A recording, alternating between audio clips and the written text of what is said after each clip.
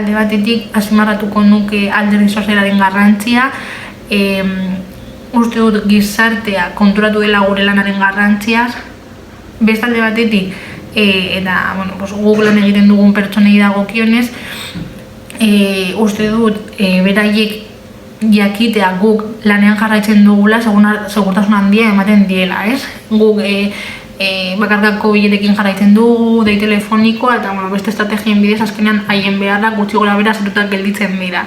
Eta azkenik entitateari dagokionez azpimarratuko nuke nola gure lan eremua zabaldu dugu normaltasun egoeran baino esparru gehiagotara helduz, ez? Adibidez, kale egoeran dauden pertsonei alberge aukera ematen, medikamenduak helaraziz, eta haien beharrezko, oinarrizko beharrak asetuz, ez? Segurtasuna, bazkaria eta nola ez lan terapeutikoa.